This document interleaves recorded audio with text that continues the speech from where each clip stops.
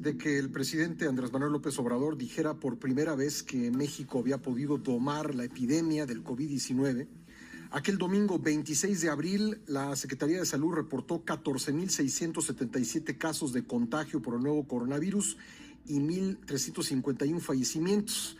Anoche se informó que eran 71,105 los contagios y 7,633 las muertes. Ayer el presidente dijo en su conferencia que ya vamos de salida y hoy, hace un rato, y lo escucharemos un poco más adelante, dijo que pues insistió en que se había domado la pandemia.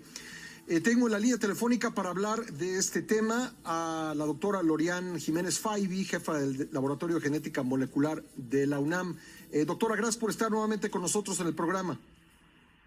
¿Qué tal, Pascal? Muy buenos días. Un placer estar en tu programa nuevamente. Pues tengo que hacerle la pregunta, porque creo que de esto hemos platicado antes, pero bueno, como el gobierno insiste en que ya vamos de salida, ya se domó la pandemia, se lo pregunto, ¿es así? No, definitivamente no. Se puede... La situación es, o sea, se sabe que no se ha domado, eso es seguro. Lo que no sabemos es en qué momento estamos de la curva epidémica. Es decir, es muy difícil predecir si estamos ya en una parte más o menos intermedia, si es que esto significa la parte baja, si esto significa la parte alta.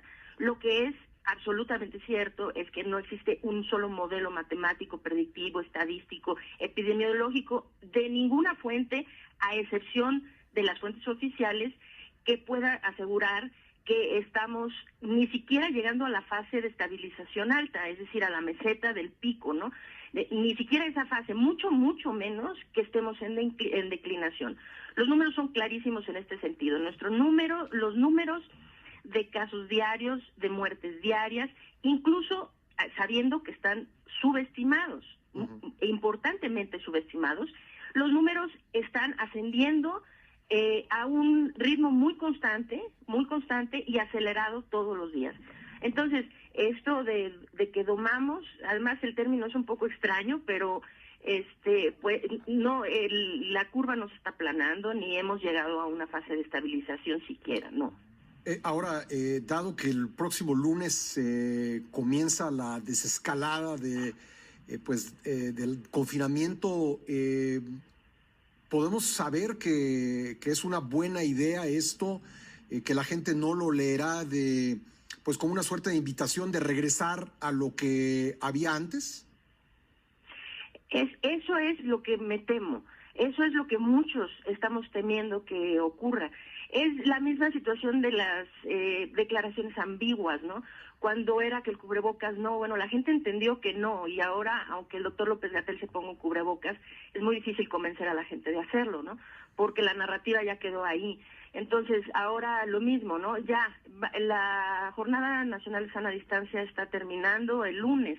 Esto, la verdad, es que la mayor parte de la población lo interpreta como perfecto, entonces podemos volver a trabajar, podemos salir a la calle, podemos retornar a nuestras actividades casi normales, a excepción de que ahora tenemos que lavarnos la cara y lavarnos las manos y no tocarnos la cara, pero es muy peligroso que así sea. De hecho, seremos el primer país que toma medidas para reaperturar o, bueno, volver a las actividades sociales, económicas y demás, sin tener ningún indicio de que estemos siquiera llegando al punto alto de nuestra curva epidémica. ¿Cuál es la razón Esto puede ser un problema muy grave? Me decía usted hace un momento, no hay modelos matemáticos que digan en qué punto de la curva vamos. ¿Cuál es la razón por la que no sabemos esto? Bueno, la razón es porque es muy difícil predecir lo que está sucediendo cuando no se toman medidas de contención. Las curvas epidémicas y este comportamiento que tiene la curva en este tipo de epidemias, ¿sí? Tienen este comportamiento porque se toman medidas en algún punto. Entonces, lo que hemos visto, las predicciones se hacen en base, pues, a los números que se tienen y a las experiencias que ya se conocen. Entonces, las curvas que han sido disminuidas, que han sido aplanadas y en donde el problema ya parece estar del otro lado de la curva, pues es porque en esos sitios se llevaron a cabo medidas de contención como la realización de pruebas diagnósticas, el rastreo de casos y de contactos, el aislamiento selectivo de los individuos sospechosos y de los confirmados. Estas son las medidas de contención. Que no Esa es hemos la realizado manera. nosotros. Ninguna de ellas. Entonces, y máxime todavía que cada vez hay más evidencia del poco efecto que tiene realmente la mitigación de este tipo que estamos haciendo. Esta mitigación es muy costosa socialmente y económicamente.